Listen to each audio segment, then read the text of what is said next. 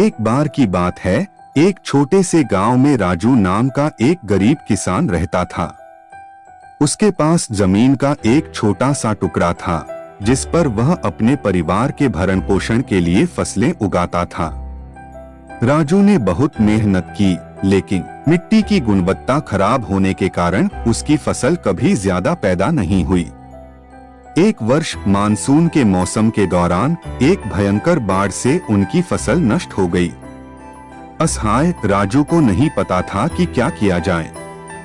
उसके पास अगली फसल के लिए बीज खरीदने के लिए पैसे नहीं थे और उसे डर था कि उसका परिवार भूखों मर जाएगा। एक दिन जब वह एक पेड़ के नीचे बैठा हुआ सोच में खोया हुआ था, तो उसे एक आवाज सुनाई दी। यह एक बुद्धिमान बूढ़ा व्यक्ति था जो वहां से गुजर रहा था।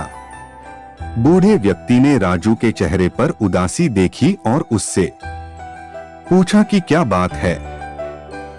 राजू ने बूढ़े व्यक्ति को अपनी आपबीती सुनाई और बूढ़े व्यक्ति ने सब्र से सुना। राजू की कहानी सुनने के बाद बूढ़े व्यक्ति ने कहा, मैं आपकी स्थिति को समझता हूँ, लेकिन एक काम है जो आप कर सकते हैं। आप पास के शहर में जा सकते हैं और राजा की मदद ले सकते हैं। वह एक दयालु व्यक्ति है जो निश्चित रूप से आपकी मदद करेंगे। राजू को पहले तो संदेह हुआ, लेकिन उसके पास और कोई चारा नहीं था। इसलिए उसने शहर में राजा से मिलने का फैसला किया। राजा के महल में पहुंचने पर उसने राजा को अपनी कहानी सुनाई, जो उसकी दुर्दशा से द्रवित हो गया। राजा ने तुरंत उसे कुछ पैसे दिए और अगली फसल के लिए बीज खरीदने को कहा। राजू बहुत खुश हुआ और उसने राजा को तहे दिल से धन्यवाद दिया। राजू ने पैसों की मदद से उत्तम किस्म के बीज खरीदे और अगली फसल बहुत फलदायी रही। उसने फसल को बाजार में बेचकर अच्छा मुनाफा कमाया।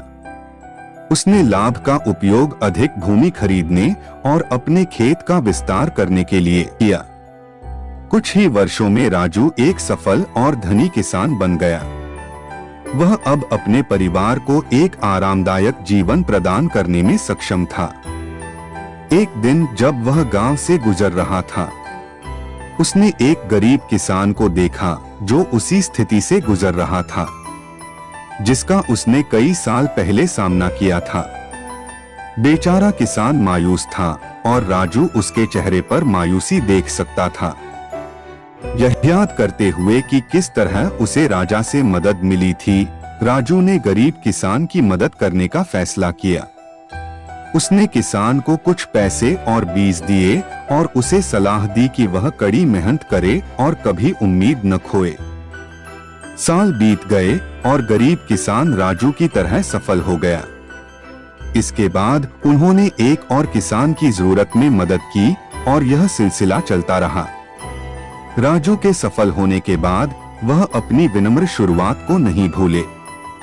उन्होंने कड़ी मेहनत करना जारी रखा और अपने आसपास के सभी लोगों के साथ दया और सम्मान के साथ व्यवहार किया।